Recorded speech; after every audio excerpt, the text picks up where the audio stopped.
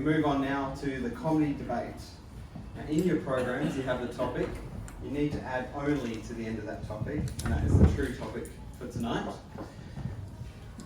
We are in for a great competition between two rival clubs, but to take us through the debate tonight, our debate chair, Victoria Shaw.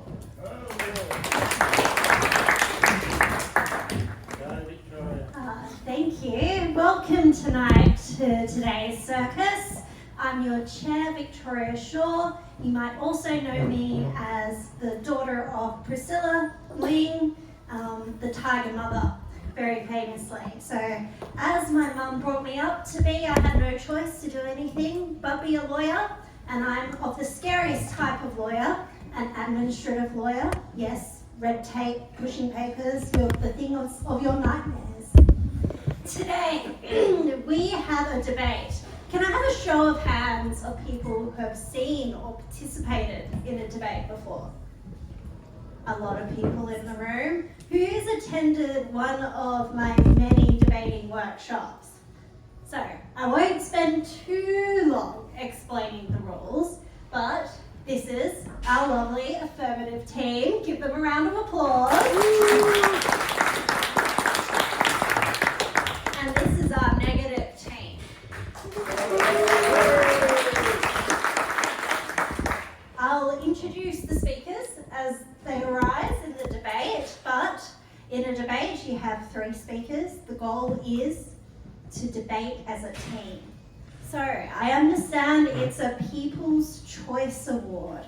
So when you're marking, there are three criteria. Now we won't apply those very strictly, but just so you have a general guide: manner, how each speaker speak; matter, what they're saying; and method, how they work as a team.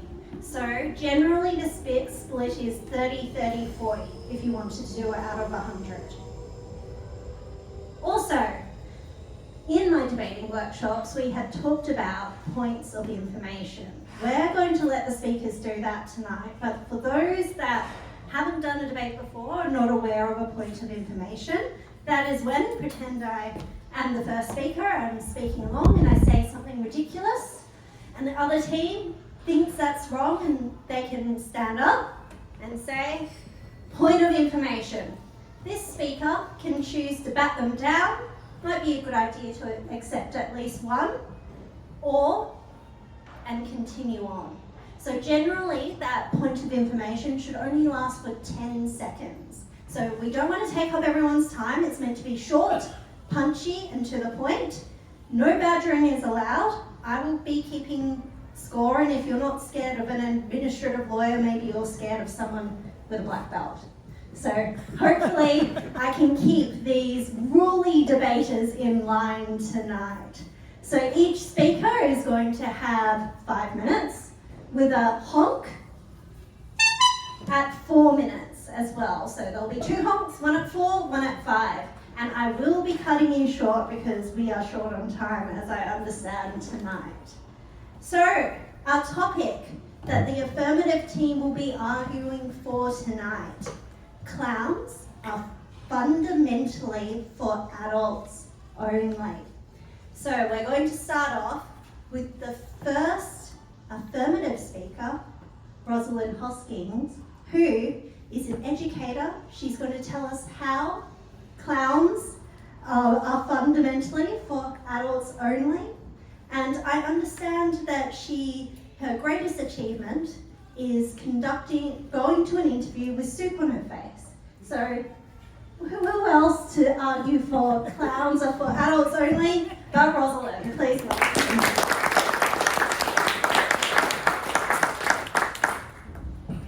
As the first affirmative speaker, I'll emphasise the topic that clowns are fundamentally for adults only. By discussing that clowns are lascivious, drunken killers. Stefano, after destroying the first negative speaker, will discuss the origins and functions of clowns, and then finally Rob will annihilate the second negative speaker's whole argument and summarise our major points locking in with the affirmative that clowns are fundamentally for adults only. A well-known psychology professor was giving a lecture recently about the unusual fears and strange encounters to a packed auditorium in UWA recently. He asked the audience, now, how many of you have been frightened by a clown? Everyone put up their hands. Then he asked the audience, how many of you have been chased physically by a clown? About 20 people put up their hands. All right, the professor continued, how many of you have had sex with a clown? Right at the back of the auditorium, a little old man slowly put up his hand. And the professor was shocked and ushered him up to the stage. Sir, he says, would you mind telling us about your experience with the clown? He said, clown? I thought you meant cow. Now, while I made fun of sex with both clowns and cows, I want to put you back to the idea that it is actually a serious matter. Pornhub, for example, is an online website which states that 7% of clowns have actually had sex in their costume, and 5% of people have clown fetishes. And as we know, statistically, anything over 5% is significant. So chorophilia is a paraphilia towards clowns and is a growing subculture that uses clowns as a means of sexual arousal. So notable clown sex workers include Holly Stevens, Miss Quinn, and Sugar Weasel. And I'm sure many of the negative know them. Secondly, drunken clowns are increasing in numbers. So whilst as adults we watched Uncle Buck and laughed at the silly drunk clown, in reality there's numerous documented accounts of drunken clowns, and it's starting to become the norm. So in 1829, Grimaldi, the most famous clown in London history, was known for his energetic performances and drunken sailor impersonations. Sadly though, he passed away early due to his drunkenness. Now, do we really want our children exposed to such behaviour? Furthermore, website X-Hamster reports that searches for clown pornography increased by 50% when the film It was released, creating an online group of fans that was sexually attracted to the character Pennywise.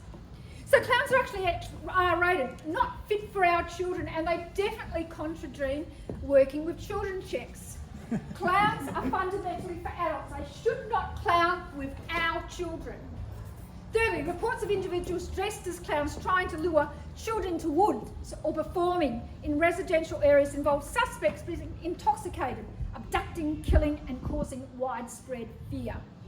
Gacy was a serial killer who performed as Pogo the Clown in the 1970s, and he lured by encouraging such nice type of clown behaviour. In actual fact, he killed 33 young boys, and guess what he did? To cover up, he buried them under his house. How disgusting. So similarly, there are infamous 216 clown sightings, as we know. 33% of these sightings of these facts are from women. So it's not just male clowns, it's female clowns as well that cause mischiefs. So in closing, I say no. I strongly argue make clown exposure illegal for our children now. Clowns are fundamentally for adults only.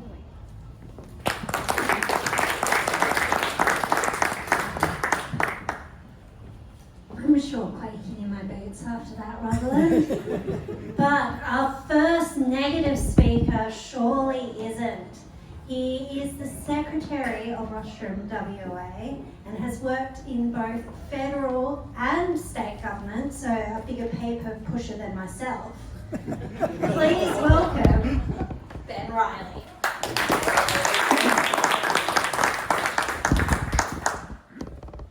Ladies and gentlemen, clowns are by definition entertainers for children. So clowns are not fundamentally for adults only. Rosalind has taken this debate way off track. What's the purpose of clowns? To provide a little bit of light-hearted entertainment. Are clowns entertaining adults? No. If you go to a party for adults, it's going to be watching a bit of sport, drinking a bit of beer, maybe a stripper at the end of the night. That's adult entertainment. Clowns are children's entertainment. You invite a clown to a kid's birthday party. They'll put on a little show. There'll be a bit of slapstick comedy. There'll be maybe some balloon twisting. There'll be some juggling, maybe a little bit of magic. These aren't activities that are going to entertain adults. They're going to keep kids busy and keep them off those pesky screens. I'll take your point of information. More than 6% of kids are statistically terrified of clowns. How can that be entertainment? That is 6%. That is a very small minority of children. The vast majority of children love clowns, love their shows. You know, when you've got I've just taken one, I'm not going to take that point of information. You've seen the little flowers that they wear, the kids go to sniff them, it sprays water in their face. That's a lovely little thing. This isn't for adults. Adults will just find that silly. Little card tricks, a balloon animal. That's for kids. It's active play, it's bright colours. Kids love this sort of stuff, and that's what clowns do. Research has also shown that clowns are good, overwhelmingly good, for kids' mental health. You would have heard of Patch Adams. Dr. Patch Adams goes into hospitals, does his what's known as laughter care for kids, and they actually feel better. It helps with their sleep, and it has been shown to have some clinical benefits as well. Locally, there's Clown Doctors Australia, so we have this in Australia as well. And of course, clowns have been used by big corporates, most notably McDonald's, to market their products to Point kids. of information. Yes, I'll take your point of McDonald's information. banned the use of Ronald McDonald from 2016 onwards. What do you say to that? Ronald McDonald has recently made a comeback. He has recently made a comeback, and my second and third speakers will go into Ronald McDonald in a bit more detail. Grimace, Birdie, these aren't characters for adults. This is all about kids, and we got a bad guy, we got Hamburglar. It's just like any other kid's story. Clowns bring so much joy to kids. It's family friendly. There's no sexual content. There's no swearing. There's no violence. All the sordid stuff that was being talked about in the first affirmative speaker's presentation, that's not what clowns are about. If you listen to what the affirmative team was saying, they have kids stuck on their screens more and getting all sorts of videos shown to them. This is harmless entertainment for kids. They've turned clowns into these maniacal characters. That's not what clowns are. Most of them are just failed actors or wannabe stand-up comedians. And now they're entertaining kids. I mean, you could corrupt Bluey, make him a rabid dog. You could have bananas without pajamas. But we're not in the business of turning kids stuff into adult stuff. That's not what we're about here. I mean, imagine, I'm having a couple of mates over on the weekend, and we're watching some footy, we're having some drinks, we're having a barbecue, and I say, you know what we should do to entertain ourselves? We should organise a clown to come over. They're not going to want to do that. Topless waiters, that's what they want. That's not what we want in clowns. So we should be, and I'll just finally touch on the coulrophobia, which is the fear of clowns. This is a very rare phobia. There are many more common phobias out there. We've got heights, we've got spiders, we've got snakes. We should be scared of so many other things like spending time in hospitals, or crossing busy roads, or eating street food in Bali. That's what we should be scared of, not clowns.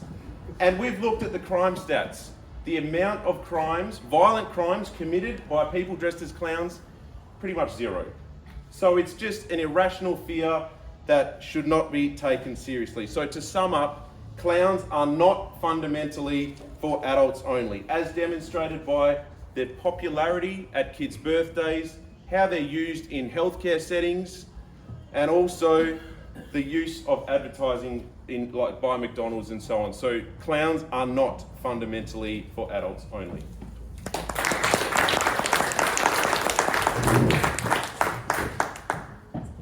Are you convinced? Well, we'll move on to our second speakers now. And our next speaker from Club 19, speaking from the affirmative team, I'm told is a man of many talents, including remembering lyrics from 2007, but forgetting why he's walked into a room. I'm sure that the negative team will be hoping that he's forgotten his speech, but I don't think so. Please welcome Stefano.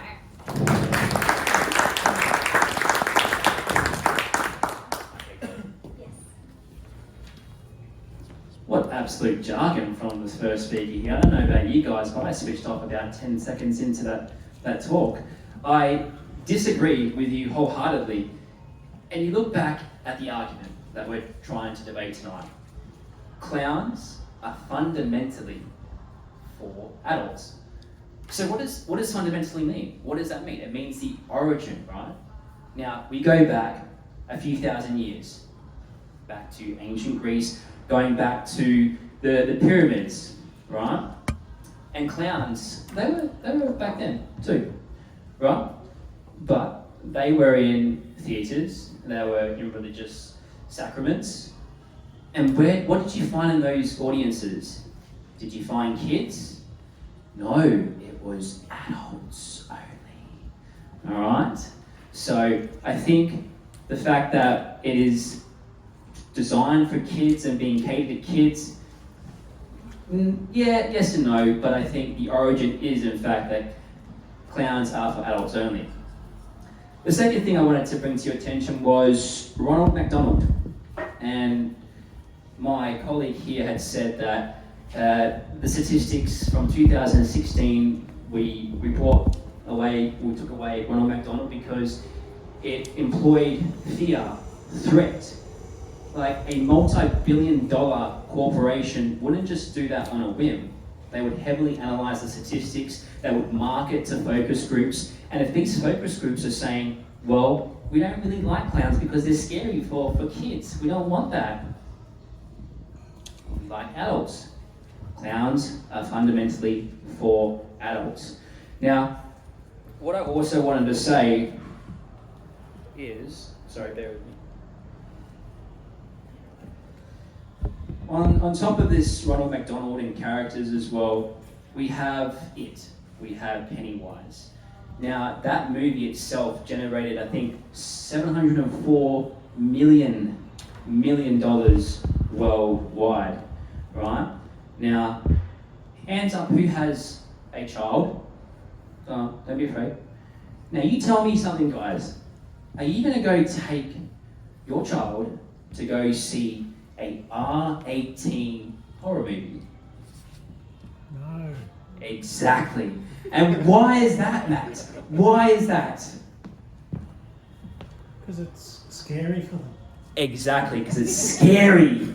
And if it's scary, it's not designed for kids. It's designed for adults only. Oh my God, guys, are you writing this down? Good.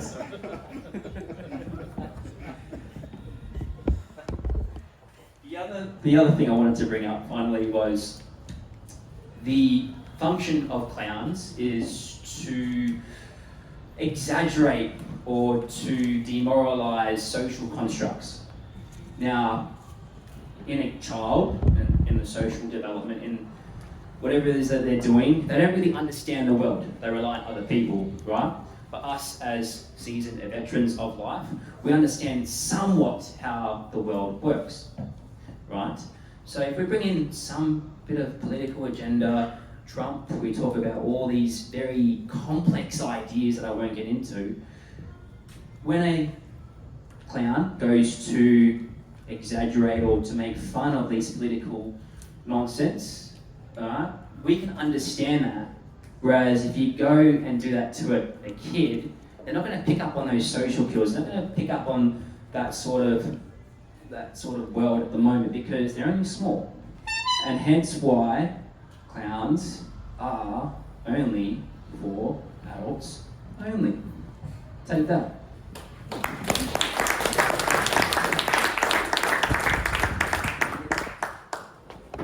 That was a mic drop if I've ever seen one there. Next speaker, I'm reading this verbatim from their bio. Just some guy trying to dance his way through to, I can't read my own writing, a way through to tomorrow. Yes, I need to write neatly. He also hates clowns. So please welcome the second speaker, Lane Andrew.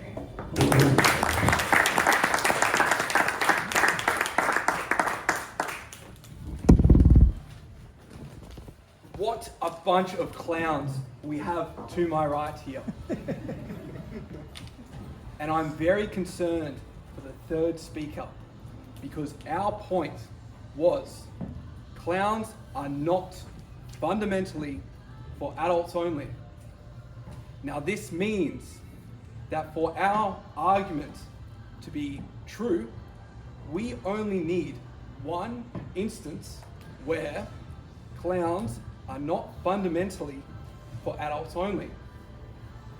On the contrary, our opposition here has decided to provide two different main arguments.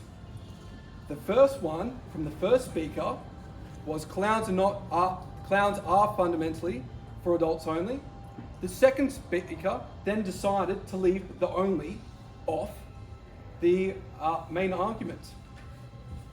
Now the problem that these clowns have on my right is for their argument to hold true, they need to disprove every single point that we provide for clowns are not fundamentally for adults only, for their argument to stand true. Now the problem is, they have just given point after point after point of why they believe their statement to be true, but they haven't contended with our arguments. And they must contend with our arguments, otherwise our points will remain valid and our arguments will be true, denied. And their argument will then therefore be false. Our first speaker, Ben, talked about some practical examples of how clowns are not fundamentally for adults. I will take a different perspective, a theoretical perspective, to take another perspective. And that is by explaining and exploring the archetype of a clown. A clown is a universal figure that blends humour with sorrow. A clown disrupts order, challenges rigid power structures, uses a mask denied to conceal private pain, and speaks uncomfortable truths to power. What we have seen from the opposition, in particular the first speaker, was bring all these unnecessary components which actually aren't required for what makes up the foundation of the archetype of a clown. You can have a clown that introduces different elements to their act, but it is not a requirement for that to be a clown. So they have just gone on and brought all these unnecessary elements, such as explained by the first speaker, adult content, completely unnecessary, isn't required for a clown act, and substance abuse, an example of alcohol usage. It's just not required for a clown act. The second speaker went on to describe an adult movie. Now, a clown act does not require the use of an adult movie or to be in Point a of interest, Your Honour. Wait, I'll accept this one. Go on. we talked about not clown acts, we're talking about clowns. Clowns. Okay. Yeah. Okay. That's what I But- wanted to say. One of the foundational purposes of a clown is entertainment, and therefore an act. I do not understand your point. Just trying to distract me, as per usual.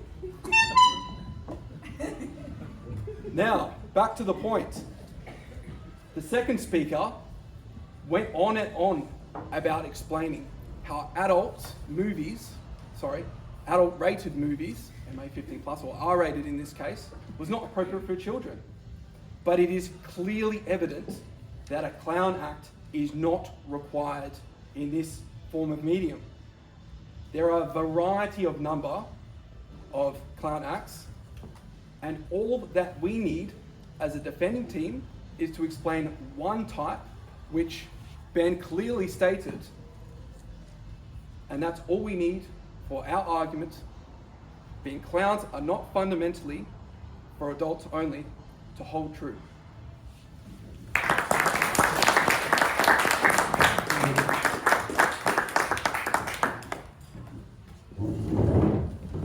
We are now going to have our third speaker step into the ring, and the job of the third speaker is to summarise their team's argument and rebut. So we're going to see a lot of rebuttal. You might have seen them writing their whole speech down as the other speakers were talking, and we're going to see them now. So for the affirmative team, our speaker is a high-stakes funds manager. He is used to markets, numbers, and curveball questions, so let's hope he can take all those points of information. Please welcome Rob Huff.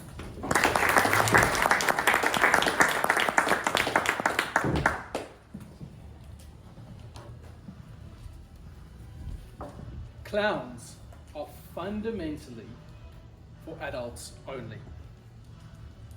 Our side very convincingly stood up and said to the room, starting with Rosalind, that clowns are R-rated and therefore not appropriate for children. She gave lots of examples around drunken clowns and how that's clearly inappropriate for children. And she used statistics to back up her arguments, including the statistic that more than 6% of children are terrified by clowns. We were then followed by Steph on the affirmative, who told us about the origins of clowns and how the original intention of a clown was for adults, was in the theatre, was in court, because only adults could understand, without facial expressions which clowns don't have, the irony and the truths that were being spoken to power.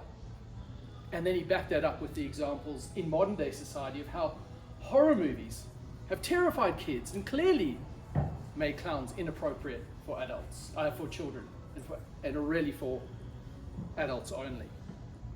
However, the opposition, clearly lacking attention to detail, was very loose with their statistics.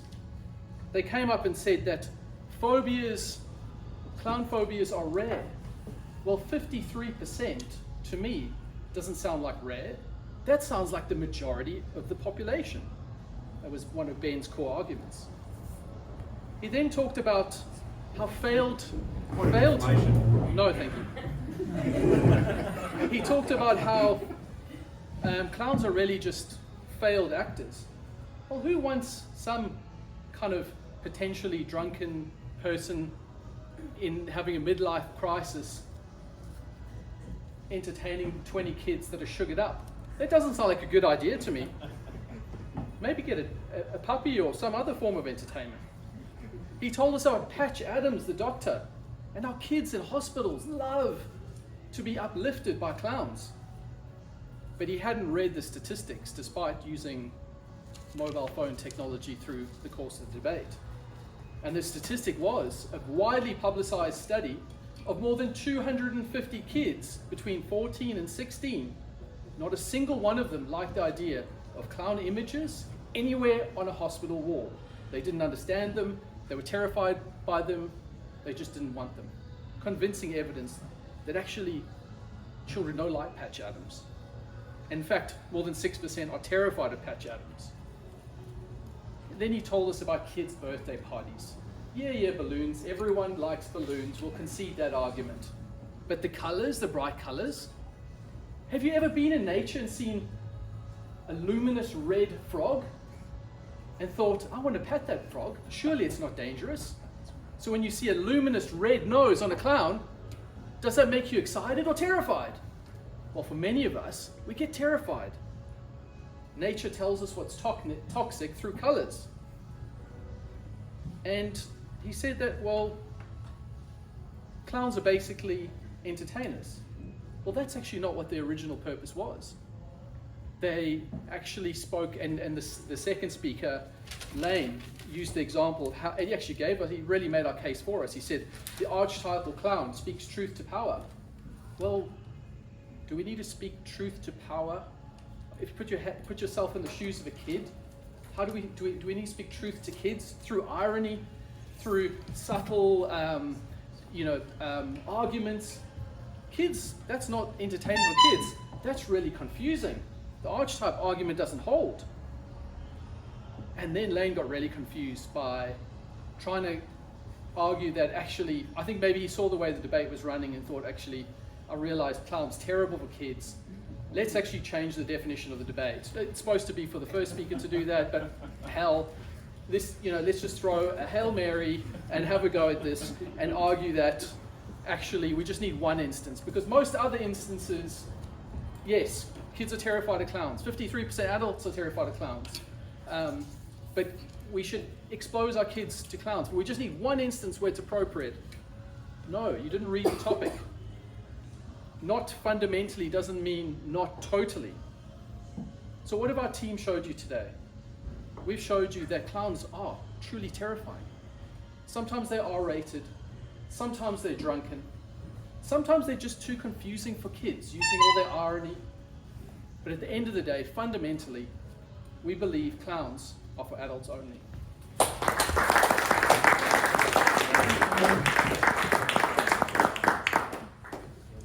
We now have our final speaker for tonight. So, our final speaker was a former lawyer, but now a teacher. I see that you've seen the light. But wants to be known as a friendly debater. But I'll let you make that conclusion after this debate. Please welcome Natasha Clark.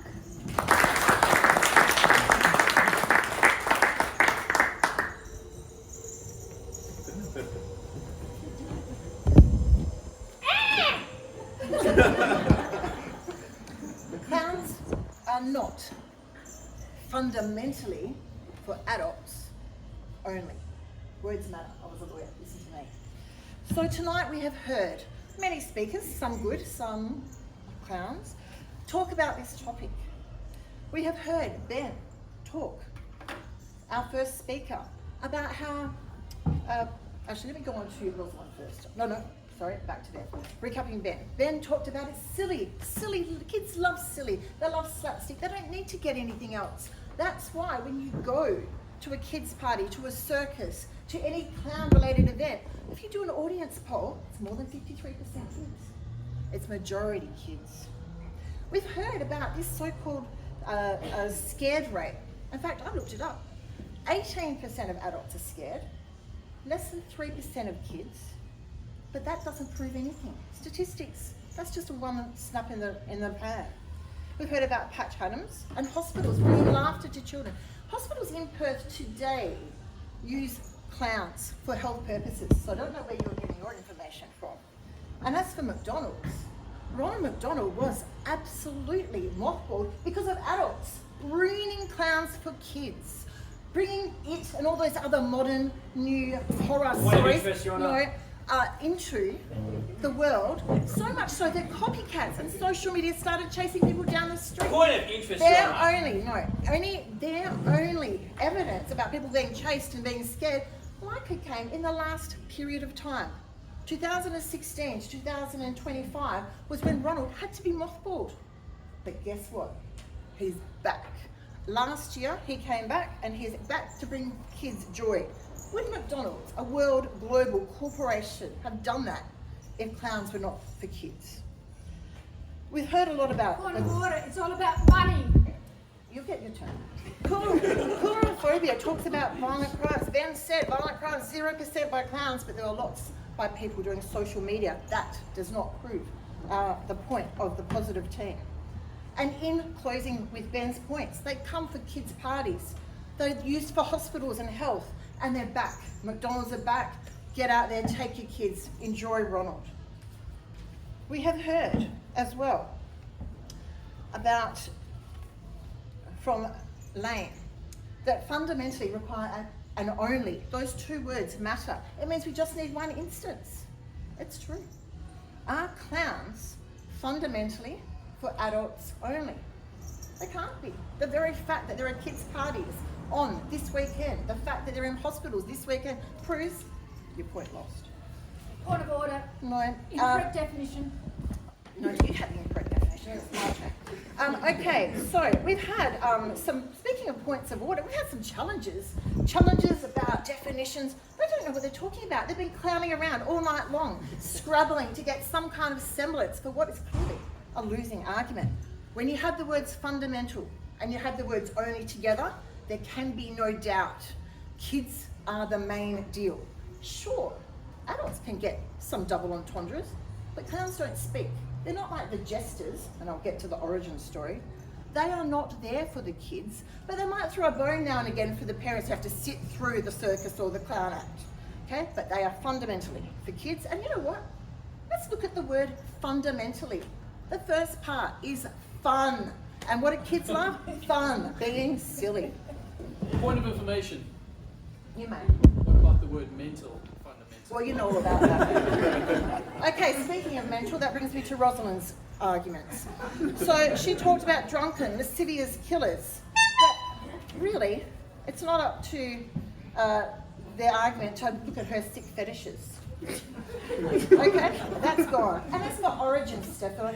You talked about origins and the jesters and the olden days and the ancient Greeks, and then you jump forward to the movie It. Well, that's modern. So which is it? Are you sticking to the past with the origins? Are you here in the present with the scary It clowns, which are just for the adults? Ladies and gentlemen, unfortunately I'm running out of time, but really it doesn't matter because they had nothing in their arguments. All their statistics were made up or inaccurate or really a token, and they've proven nothing. I really have hardly anything more to say other than we are clear that adults can be clowns. Clowns are performed by adults, but 100% fundamentally they are not for adults only.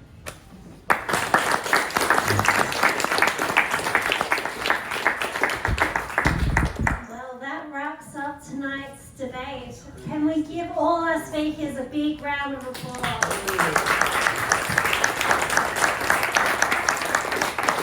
Debates are a lot of work to put together, a lot of preparation, a lot of stress as other people are speaking, so I think everyone has done a great job tonight. However, the choice as to who has won is ultimately up to you. So from what I understand, whichever team you think has persuaded you as to their argument, you're to circle their number and then it will be counted.